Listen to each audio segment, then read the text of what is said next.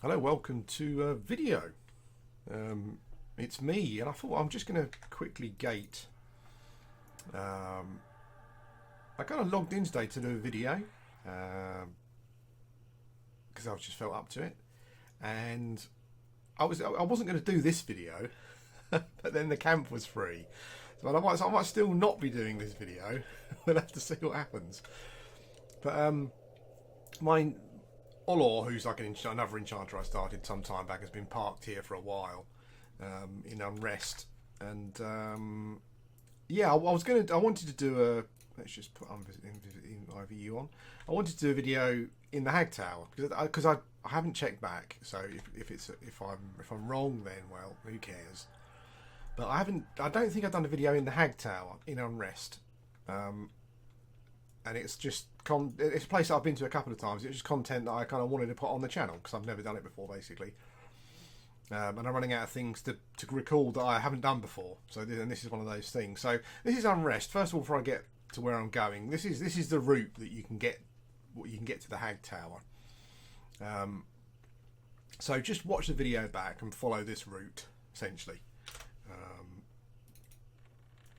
You IVU up, and you can basically pretty much almost get straight there. Is it this way? Yeah, you can pretty much get straight there with IVU on because everything is undead apart from I think it's one particular mob. I need to go up this way. This is where you might have a problem. Not always, but it might be. We'll wait for a tick to see if the tick thing works. Did it work? Yeah, it did. Yeah. Sometimes in that door there's a bat. And that bat is problematic because a werebat, because it sees through IVU basically, and sometimes when you run up the stairs there, yeah, you'll get attacked essentially. So I've made it to the room, so I'm obviously in the room, clearing the room out. I just gated as you just saw, and I've just come back again. So now we'll carry on doing what I was doing. So this is the Hag Tower in Unrest. You could see. Go watch the video back if you want to know how to get here with IVU on. It's very simple. Yeah, you shouldn't have too much of a problem. I'm not sure where is my pad going to spawn. I shouldn't have done that, should I? That was stupid. I can't remember which side I was. Is it this side I'm on? Yes, it is. Okay, there's a hag. So this is a Hag Tower. You get 2 hags spawn on either side. This is how I kill the hags. So when one spawns, I will mez, because it will buff itself. I think it's a wizard. Nuke. Root. Stun. Root. Back off. And nuke. I took the hag's nuke there, which I shouldn't have done. So yeah, so you get two hags. One spawns here, one spawns on the other side, as you can see, and you get a mob spawn in the middle of the room. Jeez, it's all happening. I thought I'd killed this guy quite a while ago. So yeah, so the hag is the 2 hags on the wall. They're always hags, and they're like six-ish minutes spawn. You know, like a normal outdoor zone spawn, essentially. And there's a spawn in the middle, which you can just see there. Which he's on a normal dungeon spawn, so 20 odd something minutes. Let's mez him again. Yeah, 20 odd minutes type thing for him. What I'm going to need to do here is, and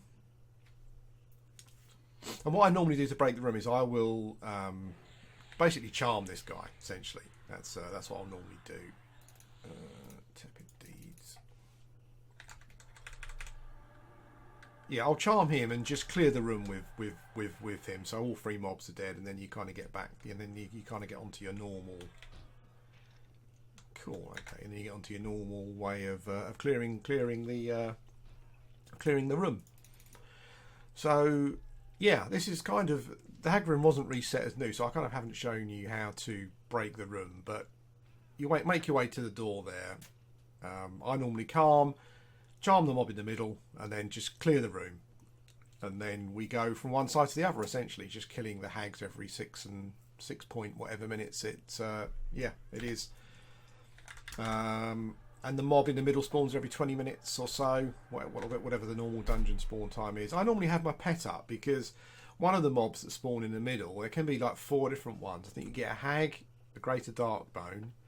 I think you get an old knight of unrest, which is a shadow knight, and you get a werebat. So the old knight of unrest will cast, and he'll do harm touch on you. So basically, I have my pet up so that if it spawns and you know it catches me unawares, then basically, my pet takes the harm touch and not me, which is a good thing.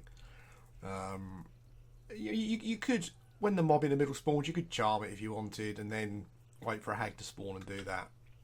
But I prefer not to do that. So when a hag spawns, it will generally want to buff itself. And the problem with that is that I've been here a couple of times before. I normally come here at 34 because at 34, as an enchanter anyway, you get a new nuke, which is Anarchy here. And Anarchy basically means that I can nuke the hags down in 2 nukes, but it's a close run thing. If the hag buffs itself, like now, so I'll mez it again. If the hag buffs itself, then yeah, it means you need to use more than 2 nukes. So what I would normally do now, I'm kind of ready to go, is as soon as the hag spawns, mez it, nuke, stun, root, move away, and then nuke. What's quite good with the pet also is that the pet means that you can use a chaos flux to finish it off with. So Anarchy. If I show you what I'm going to do, let's melt. I think I've got enough mana, so we'll do it now. So yeah, so Mez, Anarchy,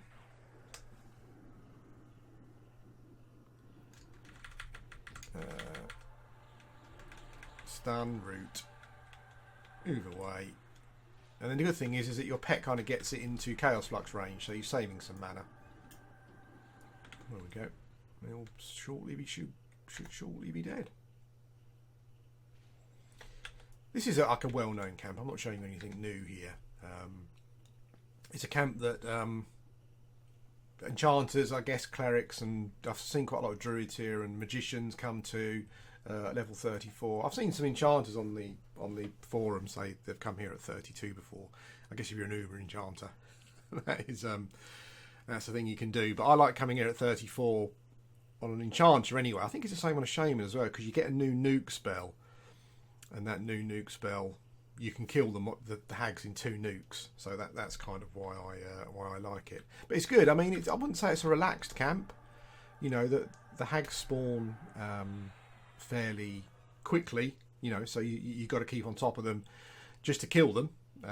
But also, so someone doesn't come and take the camp, and then every 20 whatever minutes it is, you know, the middle mob will spawn. So you know, you got to have your wits about you, but it's pretty quick. I mean, you can blast through from 34 to 39 or 40 basically here pretty quickly, and then move on. That's generally how it works. Yeah, I wasn't going to do this video, but I logged in and the hag room was free for the first time this week. I found it free, so yeah, I thought I would get some XP. And I've already got a level here today. Just by playing. I'm not sure how much I played today, but yeah, just sitting here doing this for an hour or so, whatever it may have been, on and off. Yeah, it's really good. I'll probably try and stay here till 40, and then move on. But the EverQuest, my EverQuest playtime is very low at the moment, to almost non-existent. This is the first time. Well, I've been logging in this week to try and find the hag camp free, but other than that, I haven't played at all. You know, it's just going through one of those periods where it's kind of fallen by the wayside. You know, I'm playing other things like Project Gorgon, a bit of Shroud of the Avatar. Whoa, hang on there, Missy, quick! Just about got her, I think. Not the end of the world if they do buff, but I'd rather they didn't. It just makes things a bit easier. Root, there we go. And then, yeah, with a pet up, basically the mob's ready to die to a Chaos Flux by the time it goes off. And that's it. That's essentially what you do. It's as easy as that, basically. Yeah, I mean, I've been playing, as I said, Project Gorgon, which I want to do some more videos for. Shroud of the Avatar. mean, I'm Shadow Avatar. I'm kind of at that point where I've kind of given up on the developers really producing a game that suits me. You know, it's just although things do change and slightly improve, and every now and again you get a bit of new content. You know, the reality is that it's just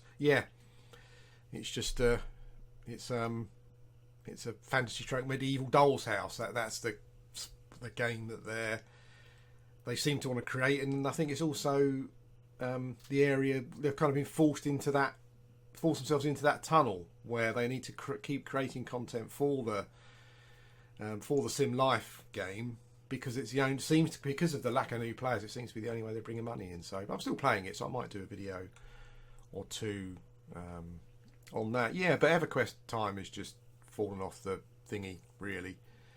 When I log in, I normally just get a little bit of experience with this character. I just start a new shaman actually, but primarily not for any reason, not for any crazy reason, other than the fact that I quite like playing shaman, and and